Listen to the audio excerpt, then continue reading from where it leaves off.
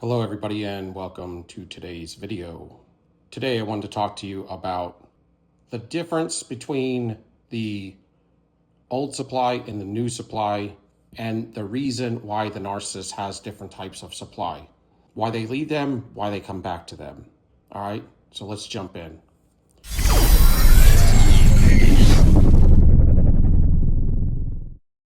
Let's say you are an old supply source, like you've been with them several cycles, then they discard you and they go to another source, a new source, not a previous source, but a new source. So they jump to a new supply. What's going on here is a lot of times you feel like you were inadequate, or even if they did a downgrade, right? You may see them with an individual that's totally different than you. They may not have any of your qualities, and you're kind of sitting there scratching your head. The thing is, the narcissist seeks for different types of validations, which would be needs that they have that they got to get supplied. That's why they call you supply. They draw off fuel to fulfill their needs from you. And that's why we call it fuel. Supply and fuel is the same thing. But people have different types of fuel. That's why a lot of times you'll see the narcissist with different types of people. Some old, some young, some same sex, some opposites. I mean, really, like they will date anything or anybody based on their supply needs or and how they can get them fulfilled. They do not have a type, and that's what mine said. That's my point.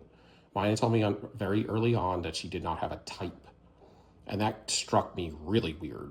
They don't have a type. They have types of fuel and supply for their needs that they want to get filled. And when they want to get them filled, they are going to go to, just like you go to the grocery store and you buy things that supply your needs. You buy fruits and vegetables and you go down the produce aisle, you go down the meat aisle, all of it. And you pick out what you need. Same thing with the narcissist. They have needs and they got to get them fulfilled. And so when they came to you, you had something that can supply for them. That's why a lot of people would say, if you could figure out what it was that you did to supply them, it might help you. They may come to you because they like having intercourse with you. And that's mainly what they come to you for on a list of several things that they look for. It could be power.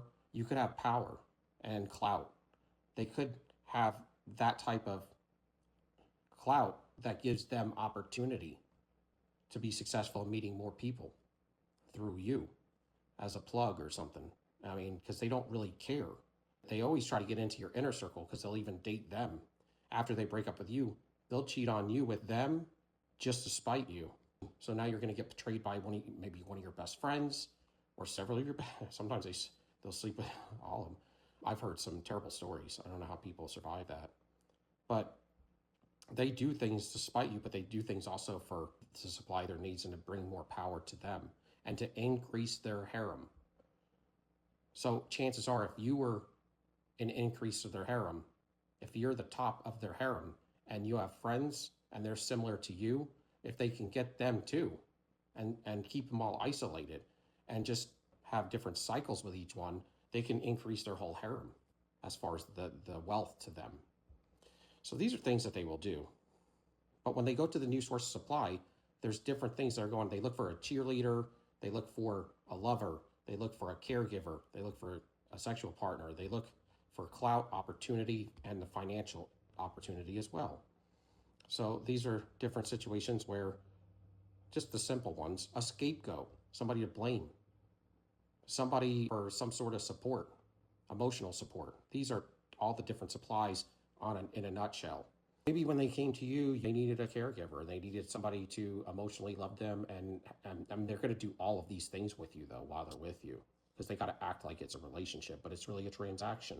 And that's why they call it that, because they come in to for you to supply their needs, and they're not going to give you anything. The only thing they'll give you is intercourse. That's it. Outside of that, they're takers. With a new supply, a lot of times the old supply gives them pushback because you start to see their ways and see the cracks in their mask and you get tired of it.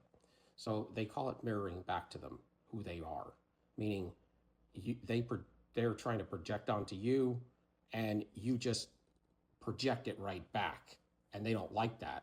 So generally speaking, that's when they'll leave you, because that happens when you're out of fuel. or you're getting used.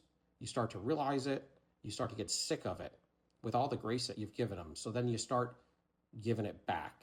And that's when they run because the truth is coming out. And this is where the empath goes wrong because they don't tell the truth. And the narcissist is always lying. But where we lie is we don't address the truth issue. But a lot of times we do it out of love and we do it out of giving them grace because we know sometimes at some point early on that some of this is going on.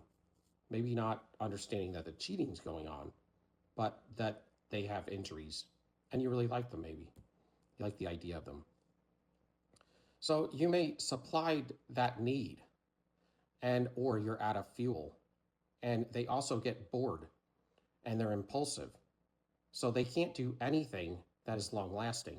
Meaning if there's a regimen to things that you do and you kind of can get used to things and doing things and be predictable, that's a good thing.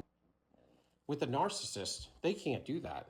They will leave and come and go, and they have all these different sources of supply they got to keep up with. And they get impulsive and bored, and they have a short attention span, and they have insatiable needs. And at some point, you're not going to be able to fuel them. It's going to be completely impossible. They leave you, they go to the new source of supply. What's good about them is it's a perfect situation. So they're idolizing somebody brand new. They haven't used them yet, and that individual is looking at them freshly with a fresh set of eyes and usually rose-colored glasses on. They're trying to see the best in them. They get to start fresh. They like people that are malleable, meaning you can take a hammer and bend a piece of aluminum or something into whatever shape you want it to that's malleable. And that's what they do to the new supply. So they like to do that. They like to start fresh with their tricks, and it starts off perfect. So they are infatuated in the very beginning. They love the idea of this person is going to save them. And of course, it works out just like it did with you. They don't fix anything, and it's just another damaged now individual, more damaged individual that ends up running cycles with the narcissist until they get unhooked, if at all ever. But they had something to give. So they may be totally different league-wise than you, but they may have had a lot of money, or they may put up with a lot more, or they may supply trips a lot and know people and give them opportunity, or they may just cheerlead them and act like a caregiver for them. These are the reasons why. And in the very beginning, they can also gaslight the crap out of them, and they're going to believe it. So it's like fresh at everything. It's a clean slate. They like perfect. So they like perfect. You're either perfect or you're evil and terrible. And so in the case of this, it's like they can start over in a perfect relationship. And everybody likes the idea of that. But these individuals don't really believe that it can stay perfect. They start out on their best behavior. They're infatuated with the new supply. But then if you're the old supply and you decide to move on, and you move on gracefully, you act as if maybe you did several cycles, but then you find out about narcissism and you start to learn about it, and you learn their ways, and you realize you're done. And so this is an interesting take because they could be with the new supply. They're going to be promoting them all over the place. They will be lifting them up, making it look like they're not the bad one, it was you. See, everything is about power and control and their image. Image is everything to them. And that's what the mask is. That's the fake facade, the fantasy they built for everybody. When you start to attack the mask, you attack everything because that's where all of their pride lies. But it's fake. That's why it's just best to leave it alone, walk away quietly, because they will attack you until the dang death, man, of it. If you attack the mask, because the mask is what brings them all of their supply needs. And if you out them that way, then they have the potential to lose all their supplies and maybe even have to move and start fresh. They can get away with a lot. They have time to seduce. Shortly after the infatuation ends, this is where they start thinking. Of course, they know this is going to happen anyway, but they try to even gaslight themselves in the very beginning because they love the infatuation, because they're into the lust of anything. And infatuation is almost like the lust of love. They're always seeking a high, an emotional high. They ride on these emotional highs and this adrenaline. Serotonin hits and dopamine hits. When you move on gracefully, they have a hard time with that because then they start thinking, even if they're with the new supply, that you're at peace. And most of the cases of people they've been with, they've destroyed, and they stalk them because they want to know where they're at and how well they're doing, how their work is going. Meaning, did they destroy you the right way? Are you recovering too quickly? Are you getting your fuel back and maybe finances and stuff, so maybe they need to come back and destroy you harder and worse because they didn't do it right? And they also want to suck all the life out of you they can. So if you have more supply for them, then they'll come back for cycle 2, 3, 4, 5, and 6. But when you walk away, you're like this upgraded person here, because you've learned about narcissism, you went inside, you gracefully move on. So they're masters of illusion. So they're going to make this relationship look great, but they're looking at you and eyeing you, and you're in peace. And so they start comparing. They try to triangulate you with the new supply, and you've never met, and you probably never will meet. They're going to bring up these situations, try to triangulate. But if you don't play into that, there ends up being some sort of breakdown because they're not used to this. So that's when they start defending you to the new supply, because they have to have negative and positive energy. And if you're not giving them that negative energy, they have to give it to somebody around them. And typically it goes to the new supply. Everything's transactional. So when they get their needs met, they get impulsive, they get bored, and they will start to look other places.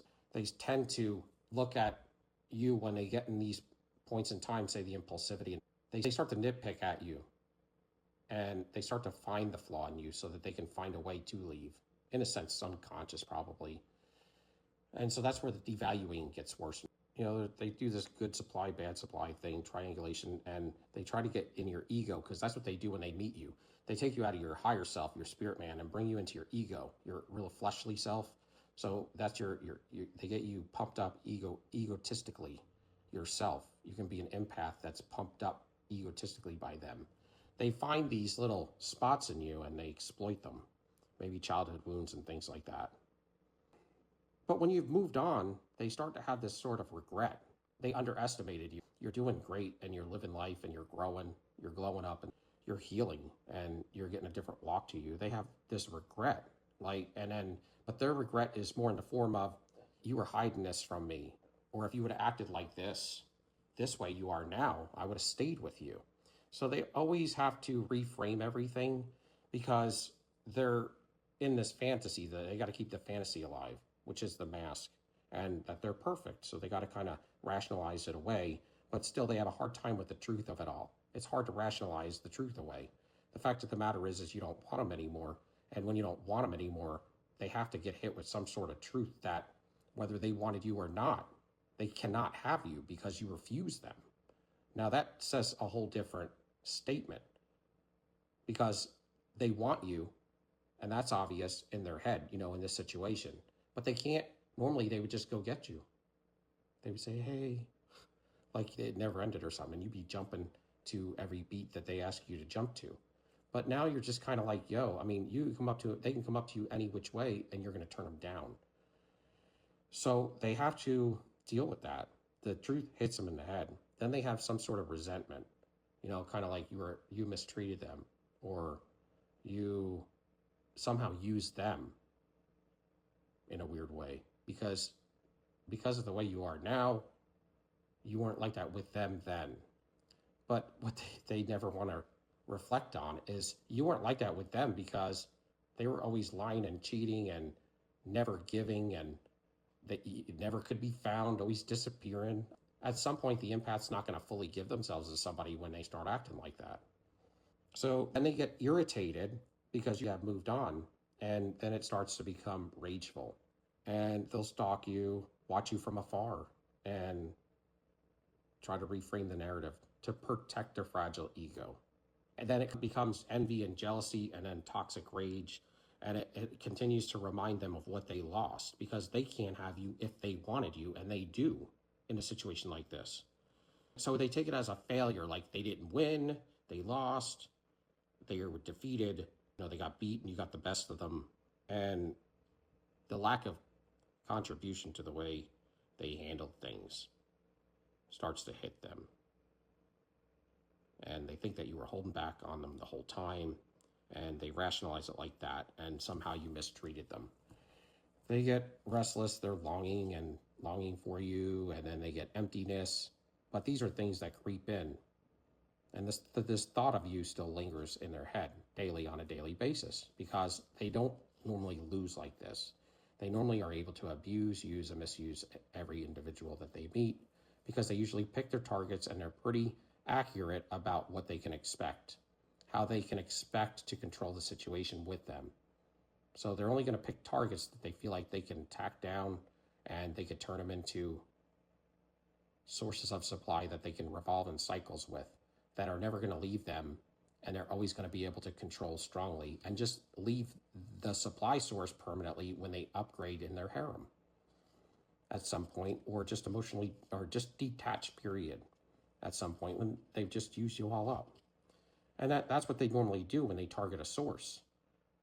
But in some cases, you're better than that. That's the chosen curse breaker. Because if they can't win, then you had to somehow cheat in the game or something. They can never tell you or show you that they messed up. And so they have to play it cool. They wrestle with the truth of things. They took you for granted. And basically what happens is when you leave a narcissist and you stay away from them permanently, you're not showing who they are, but you're showing that there is an issue with them if you left them. And so the narcissist is very vulnerable and they have to protect this. So that's why they always preemptively will start a smear campaign early on and then progress with it at time of discard. They will project everything they are doing to you onto you and play the victim when you're the victim. So they switch roles with you. They're so good at it, you just can't fight it. And that's why they say just leave the smear campaign alone, because time, if you just be quiet and just let it ride out, saying nothing is always saying something. And that's the best thing to do during a smear campaign, because if you say nothing and they smear your name, and maybe people come up to you and you just be like, listen, man, I ain't talking about that. They'll start putting their magnifying glass on the narcissist, because the narcissist is the one throwing this reported story out. They're the reporter, right? And their flying monkeys are reporting this out. It's like a news flash. Street sides, you're on the air. When you don't play into it, it starts to make them look fishy, and then people start looking at them with a magnifying glass and then, micro watching them when they were you and nothing was changing. If any, you start looking better and you grow, you become a better individual, you level up, and you find a new love partner down the road. That's great. Well, the narcissist is still flipping through 10 different partners and always arguing on the phone and all kinds of stuff. They start to realize, and the narcissist will unmask themselves over time, and that's the point. But chances are when you see that happening, you just walk away from anybody that teams up with the narcissist, because they're toxic. We're on a toxic vibration, and they're never going to be a good person in your life. They're always the threat to you in fulfillment and to you gaining fruits and talents and gifts, spiritual gifts and blessings and things like that. Because if you keep friends with them, it's almost like keeping friends with the narcissist.